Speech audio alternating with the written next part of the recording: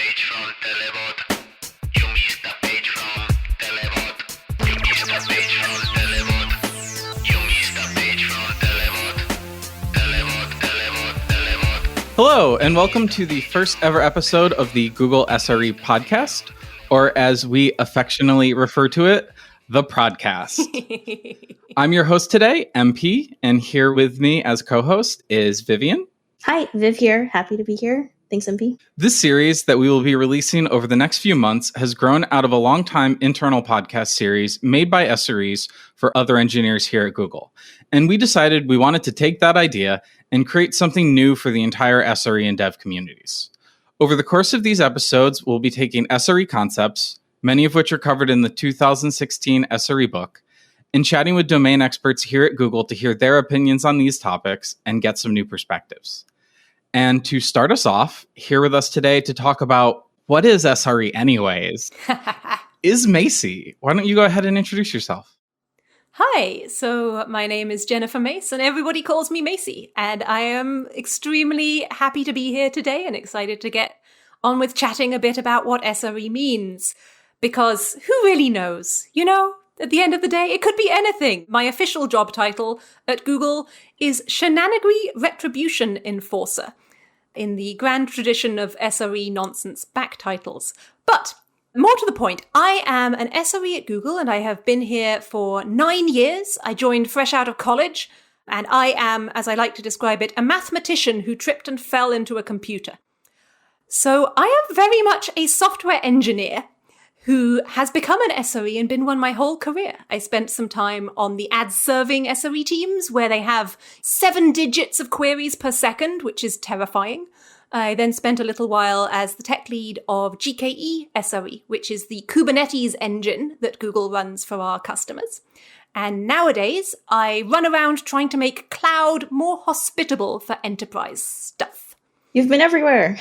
I've been everywhere. It's fine. Sitting here in sunny Seattle, the last of sunny Seattle. So one of the most, I think, well-popularized definitions of SRE that a lot of folks have seen is, I think I might be paraphrasing Ben Traynor with this one, is SRE is what happens when you ask software engineers to take over an operations function. Aha.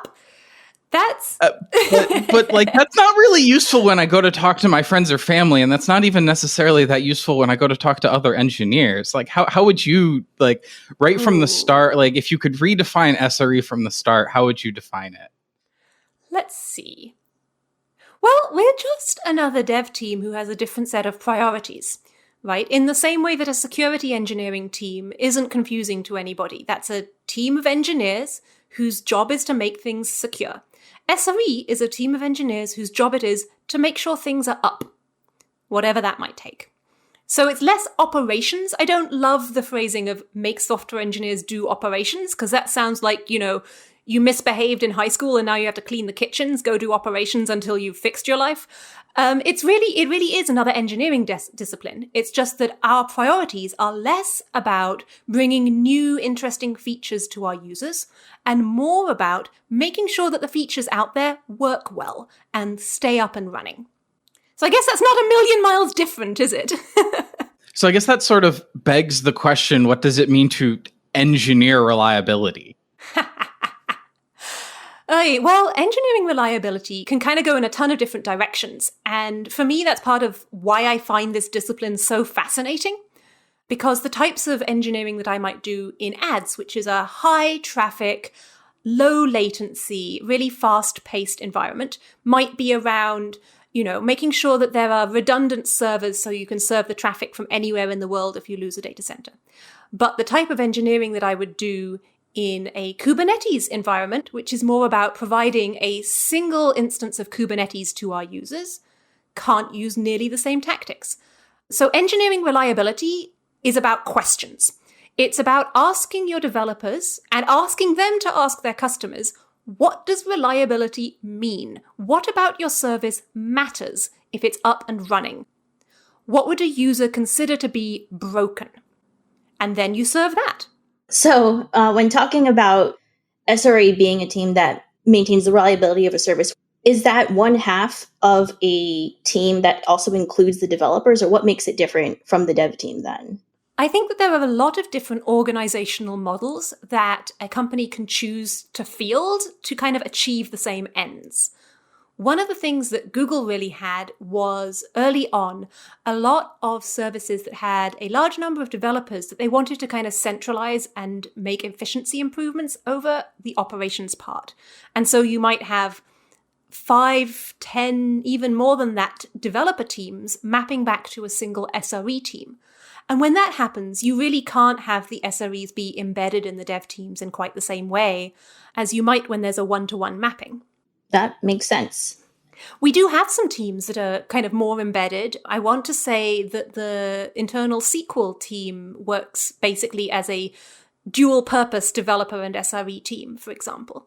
I'm mainly curious because when I started as an SRE, which was about a year ago during the pandemic, I actually didn't really get the memo on like, hey, this is an SRE role. More, I was pitched the role of, hey, here's what our team does. Would you like to join? And without really knowing what SRE meant, I was like, yes, this sounds like fun. Sign me up. So I'm always curious about kind of like what those definitions mean. And when people come and ask me, because I'm just kind of like, here's what I do. Right. Rather than like, what does SRE generally do? I mean, me too. I was hired on a pure SRE rec, and I was pitched 3 different teams at Google, and the SRE one sounded the most interesting. But otherwise, I would have been a developer on, I want to say, a database team. Which, you know, no rudeness to databases, but I find this more fun. I think it's certainly more exciting. I almost feel bad that I think maybe some dev folks never get to stumble into this because it is definitely an interesting take on a lot of the same things. Well, I mean, Google does offer a program so that developers can spend 6 months experiencing SRE and acting as an SRE, which I think is a really useful thing, even if it's not necessarily something that the developer in question might want to do forever. I think it gives you different perspectives. One of the other ways that we talk about running systems as SREs is managing risk. I think, MP, you had some questions around that, right? Yeah, I think that was where I wanted to go next. I guess the next question I had is, we started talking about reliability, and then if you go and open up the SRE book to, I think it's the 3rd chapter. It's one of the first things that the book talks about. There we go. Is risk. So how does reliability map to risk? So how does reliability map to risk? Well, we never at Google try to aim for 100% reliability, right? So let's start there. The first thing that you do when you're trying to measure the reliability of a system is you figure out some metric, what we call a service level indicator, and then you set a goal. What percentage of this metric do you want to be good? Usually we'd aim like 95, 99%. Risk then is about spending that 1% budget, that 5% budget of allowable mistakes. So a service that is happy to succeed 95% of the time has a much higher risk tolerance because you can spend 5% of your queries as errors, and that's completely fine and acceptable. Right? Whereas if you have a service, like I once worked on one that was 6 nines of reliable, that's 99.9999%. That means that our monitoring system can't measure how reliable that is because it's more reliable than the monitoring. We did not have much risk allowance. We ran 20x over provisioned. We ran 20 times as many servers as we needed because we could not fail. Well, it's like, how many seconds of downtime per year does that? None. None. Like none. We don't actually advise that our developers ask us to do this, because this is one of the funny things. Sometimes you get into a situation, like you're saying, Viv, when you're on separate teams, you have to negotiate across that boundary a little bit more than when you're in the same team together. But sometimes you have a developer team who say, well, my service is important, so I want a really high percentage of availability. And the SRE turns around and says, you want 4 nines? We can absolutely do that. You get to release once a month. No, you don't get that new feature. And the developer's like, what? That's not what I wanted. Well, then you didn't want that many nines. And they usually don't, right? So that kind of communication is also part of being an SRE. That was something else that I found really interesting when I was doing my research for this episode, is the contrast drawn between stability and agility. That the book and kind of talks about those as like opposing forces. And I'm curious how you view those, given what you were just saying about you get to release once a month. Right. And honestly, if I had an SRE of my acquaintance who came to me and said, we imposed this on our developers, I'd be like, why? Because they're not opposed precisely. They interact with each other. A service that releases frequently generally has more stable releases because they're better at doing them, right? When you're releasing bi-weekly or daily, when you have a push on green situation, which means that the automation will just do a release whenever your test is passing, then it's going to be a lot easier to push a fix really quickly or patch a security hole really quickly. So in some ways, agility is actually serving stability.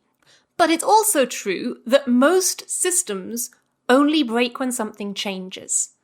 And so when you're introducing change, you're introducing chaos.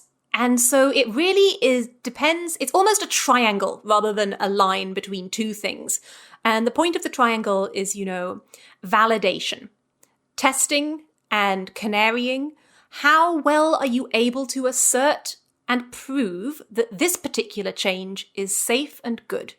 Because if you can assert that really well, if you invest heavily in it, then you get to have both agility and stability. So the three legs of the 3 points of the triangle you would have would be validation, stability, and agility? I guess maybe I don't know if it needs to be a triangle. I'm just making this up off the top of my head here. But it's kind of how I think about it is if you invest heavily in making sure, in having safety checks, then you get to be more agile and maintain a stable stability. Normally in SRE, we keep if you're thinking as a physicist, right, the variable that you keep constant is the stability. That's 99%. I want that to always be 99%. I can vary the other two by dialing up the testing, which lets me increase my agility.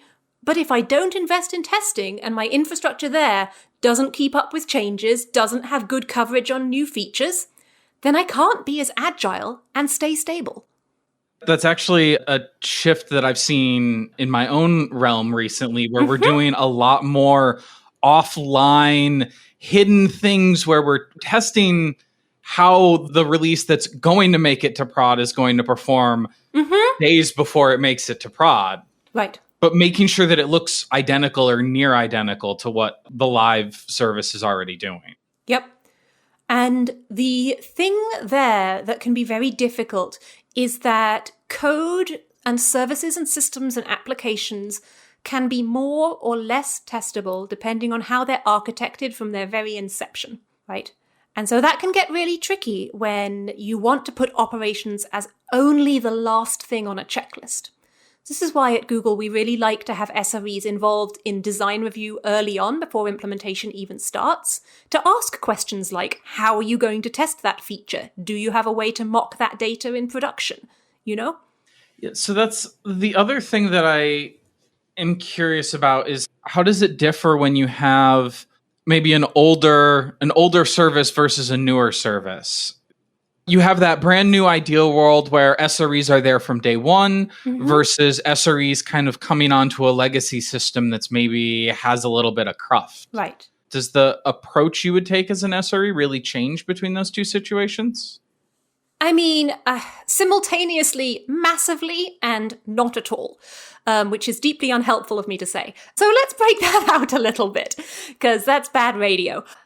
It is very different in what you will practically do, but philosophically quite similar. It's all about trade-offs, right? One of the important things to learn being a good SRE is not to rigidly insist on your solutions to problems, but to present problems and trade-offs and decisions to your developer partners and treat them as partners with respect and let them help make those decisions. So for a newer system, you might come in on a design and say, this seems like a monolithic architecture that's going to be really hard to test. Could you implement it in these microservices? Would that work? And it's easy to do at the beginning. If you have a monolith in production already that's been running for 6 years, you might not go in straight away and say, can we break it out into into microservices. You might present that as an option if they have the staffing. But instead, you might say, our end goals are X, Y, and Z. Here's how we can get to them. I, as your SRE, cannot do everything at once. If you invest in making your service more reliable, then I can help invest in making it agile. But if you can't invest on your side, I'm going to spend all of my time doing the operations work, manually patching things. This isn't a punishment, but I just won't have the time to spend on the agility. So that's kind of the shift, right? It's all about presenting options and letting your partners have a hand in the decision. So what I'm hearing here is kind of like an SRE acts as almost like a consultant in those early stages, and then kind of follows up on, kind of the outcomes of whatever the developer decides to do. Does this depend on the team? How involved do SREs tend to be on the actual development of these things? For instance, like the testing, the frameworks. So it super varies by team. At Google, we are a software engineer heavy organization. I think it's about 60% software engineer SREs and about 40% systems engineer. So we do want to get our hands into the code base sometimes. Most of the time, that will be more like you're saying on the infrastructure side, on the release frameworks or the testing frameworks, and helping the developers to use existing tooling. Sometimes that will involve getting deep into their actual code base, doing something like, I've been involved in implementing load shedding in the customer client code, for example. So SREs aren't just acting as consultants, but also sometimes as engineers who will come in and work on a project inside of the dev code base, depending on how much time you have. I have a little thought experiment. There's a new product coming up to launch, and you get to decide whether or not this launch goes forward. What are the questions you're going to be asking that team? Well, thank you for the generous lead-in, MP, because I have a little bit of a hobby horse. I have my 3 questions of SRE, which is, I want my developer to be able to answer, before I take the pager, I want them to answer first, how does your thing break? Second, how do I know that it broke? And third, what do I do when I know that it broke? So this can mean any different sort of things depending on how the service works, right? This could be, how does your pipeline form malformed data? Or how do I get paged if the queries are broken? Anything, right? But that's the sort of things that I want my developers to be thinking about when they're launching, when they're saying, can I launch this thing? Well, if you can answer these 3 questions to my satisfaction, then we'll have a chat. I really like it. I feel like I should be asking, this should just be like a thing. Like every time somebody asks me a question now and they're like, hey, we want to put this forward, I just want to be like, hey, see Macy's questions here. This is like the structure I'm missing. Sometimes, like a lot of the time in a well-organized system, the how do I know that it broke should mean it will make your SLO tank, right? If it's part of the main flow of the service, and if it breaking will cause your users to be unable to use the service, then it should show up in the SLO. That's the service level objective. But not every feature is in the main flow. Sometimes it's just a nice add-on, right? If they want to page an SRE about it, they need to be able to answer that. I could also see it as being kind of working in the reverse way, as in, how do I know it broke? Oh, like maybe this should be in our SLOs, right? Right. We didn't previously consider it, but now we want it as part of our thing, so that our SREs know what to do, or when to do the do. Exactly. The first question, how does it break, sounds like one that's kind of hard to answer exhaustively. Yeah, I mean, this is like the sorts of things that you ask in conversation. Because to me, being SRE is all about asking questions, being in conversation. So I would maybe give examples to the developer who owns the feature, be asking, what would it be like for this to be broken? What would a user experience? Okay, what would that look like on internal metrics? Right? What does broken mean for this feature? What would you as its developer consider to be not working? Enough that you would want an SRE to do something about that fact. Because we don't take 100% responsibility for every single aspect of a code base when we go on call, right? Some services are what we call fully onboarded. Some services are called assisted tier or partially onboarded, where we only make sure that the service is running, but not that the business is going correctly. But even for things that are fully onboarded, you can't make sure that absolutely everything is functioning, right? There's a lot of business logic and a lot of services, and I I know how all the parts put together, but I don't really know what each part does. Right? It's like, how did 2 weeks ago this shift in the machine learning pipeline cause a change in that advertiser's profile, which caused a revenue shift in that budget system, which I have no idea. It's not my job to know. None of those things are for me to debug as an SRE. What about external constraints with launches and SREs? What kinds of external? Well, like SLAs in this case, I think is what I would be interested in here. When there's external factors, not just the users, but maybe some kind of promise that you've made. Yeah. Yeah. Like, does SRE really ever think about contractual agreements in SLAs, or do you just somehow try to avoid that? Well, some of this stuff, there's a difference between things that the leads of an SRE team are thinking about and that every single on-call has to be aware of all the time, right? I would expect that the leads of a team have some awareness. So an SLA, a service level agreement, is kind of a written obligation almost of the service owner to the users or the customers or the client, right? For example, I believe at one point the GKE system had an SLA that said there would be no more than a certain percentage of downtime for any given Kubernetes instance. When a launch is being suggested or an outage is underway that threatens an SLA that is running up against you might fail your contractual obligations, or internally you might cause your customers to be broken too because you're breaching your SLA, that is the time when even the most junior SRE on call starts having director authority. This is somewhat like unofficial, right? But the SRE on call gets to tell managers what to do, gets to force deploy engineers and say, you need to drop everything, this is an emergency. Or you don't get to launch this thing because the risk profile, butting up against this agreement we've made, means that I don't think we can do this safely. And sometimes that means, if a junior engineer ends up making that call, they'll probably bring in their tech lead and say, please support me, back me up, make sure I'm saying this right. And a big outage, you'll pull in your SRE colleagues as well. But there is a power in that relationship that SRE does have when they think something is in danger.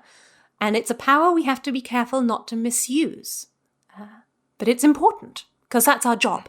The phrase when I started learning to go on call that my manager liked to use was, you have the keys to the car. Mm-hmm. Don't drive it off a cliff.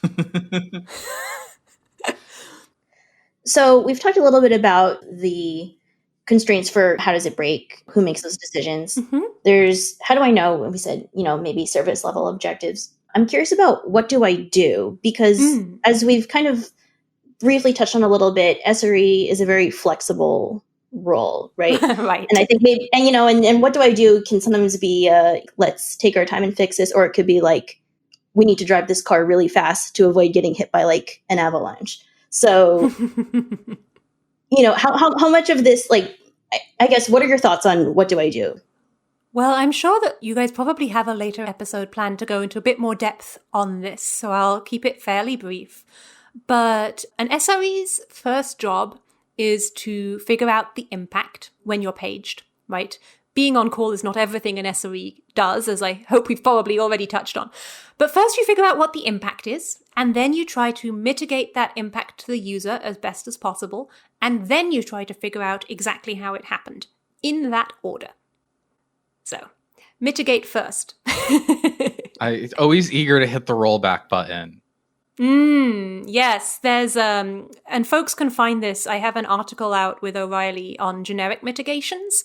But basically the idea is, if you are an SRE with responsibility for a service and that service matters to you, if you care about it, then you should probably have one or two things like a rollout that are actions you can perform when everything's broken and you don't know why. So in ads, we used drain to a different cell. If one cell is just acting weird, move all the traffic somewhere else, figure it out later. Yeah, I like it. Keep those 99.999s up. Yeah, I mean, the job is to make the service work for the user. It can do that perfectly well from a different cell. Hopefully. It's always the worry about cascading failures. Right. And cascading is its own form of entertainment. But that's work you have to do in advance. I had to deal with a bit of a failure loop the other week, and it was just so... you're not even sure if it's in a failure loop or if there is something else going wrong. Yep. I'm just like, I can't drain if it is, because then it's just going to move the failure loop. Well, I mean, one of the things is if you have these generic mitigations, you drain one cell, you data roll back a different cell, you binary roll back a third cell, whichever one of those fixes, you do it globally if you're in a bad situation. But in case our listeners, I don't know if cascading failure is quite a Google-specific term, but basically, when you have a bug or a problem that causes crashes in your service, and then you move it to a different cell and they all crash. And then you move it to a different cell and they all crash. Nobody's having a good time. the outage that chases you. Yes, I'm like, why? Go away. Nobody asked you. One time we had an entertaining Belgian who kept doing that to us. So it was very fun. This is all making me a little nervous because I'm actually on call right now. And now, not right now. I will be on call in like half an hour. And now I'm worried that all these things we're kind of like briefly mentioning are going to happen. It's fine if they do. It's all investment in your education. Thank you. I'm looking forward to draining a cell, rolling back a binary, and whatever the third one was. It's great fun. So I think we'd be a little remiss in a conversation about what is SRE to not mention this particular buzzword, which I think responding to pages technically counts as? No. Well, okay, would you like to state us a buzzword, MP? Toil. And everybody immediately makes devil horns. What would you or the book define toil as, MP? I say, seizing the microphone. Well, I'm not great. I struggle to define it. And then the book just gives you a list of questions and is like, oh gosh. If you answer yes to more than one of these, maybe it's toil. So I will give you then my definition of toil. Toil is boring or repetitive work that does not gain you a permanent improvement. I don't think responding to pages is boring. Well, boring or repetitive. They can definitely be repetitive. So, I would say I wouldn't put responding to pages as toil unless you're getting the same page or the same type of page repeatedly, and then it's toil. Because the first time you get a page, you're actually doing interesting investigative work and you're learning things, and that is permanent improvement. Right? You have gained something. Boring refactoring work that makes your code base better in the long run is not toil. It's just boring. The reason that SRE talks so much about toil is because toil is the environment of the ops engineer, right? And so it's kind of in our prehistory, it's in our background, and we kind of don't like it, and we try to get as far away from it as possible by doing things like automating our release process. Manually running a release of a binary is toil. Not gained you anything, you haven't learned anything, you're just doing it. And SRE will sometimes do manual steps if that's what's needed to maintain stability. But they will try as hard as they can to automate it or to improve the process so it's not needed. Because any work you do to remove toil basically gives your team back that many engineering hours of a skilled laborer to put towards things which gain you permanent improvements. So that's kind of my philosophy towards toil and why it's bad. It's bad because it's a tax on your time. And because people hate it, and thus it's a tax on your morale too. So I guess you could even say that to the part where maybe you're getting pages that are recurring, something becomes toil when you see it enough that there is a solution to automating or fixing it or putting it away. Mm-hmm. SRE likes to write playbooks, but when you get to the point where you have a playbook that you get paged and you exactly follow steps 1, 2, 3 every time, write a robot. Like, write a cron job, write a script.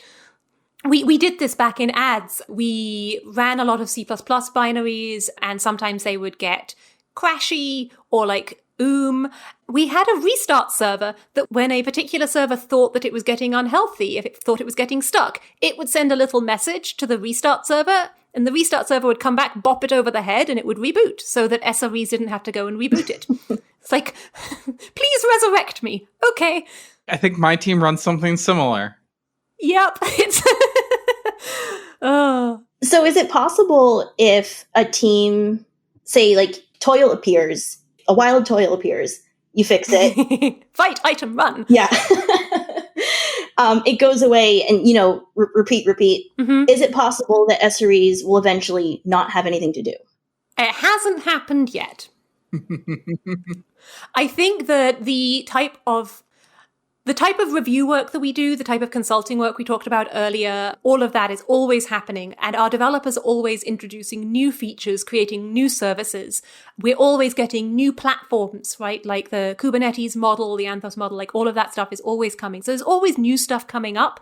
And that will always give us interesting things. And also, if you get to a point with a service where it's just too stable, it never pages you, it's boring, you can hand it back to your developers and say, you've done a great job. This is a win. You have won. We can all dream. I like it. I've had that happen in the past. Really? I had a hilarious situation where there was a geo backend that ads needed to be way more reliable than it was. So we went to the geo team and we're like, we really need to know where the users are. Can you make us better at that? And they were like, no, we don't need that. We're fine at 90% reliable. Ads needed 4 nines. It was at 1 9. So we were like, we'll just be taking that service then. We took it for 2 years. We got it up to 4 nines and we handed it back. They're like, here you go. That is very cool. It can happen. Wow. I love it. Well, on that note... on the note of wrapping things up neatly and handing them back. Thank you so much for your time today, Macy. It's fun. Thank you for hosting me. We will make sure for all those interested that the article on generic mitigations is in the episode notes. Yep. There's another one kicking around about multi-single tenancy that is illustrated with cranes because I had a very enthusiastic artist who really wanted to draw birds for it. So we drew birds. I was just about to ask, are they bird cranes or like construction cranes? I asked him this as well because the other one seemed less fun. Friendly construction cranes with birds working together. There we go. It's SRE. We love our metaphors. The changing the wheel while the car is racing. Well, it was really lovely to chat with you. Awesome. See y'all later and good luck with the new podcast. Oh, thank you so much. Yay. You missed a page from Televote.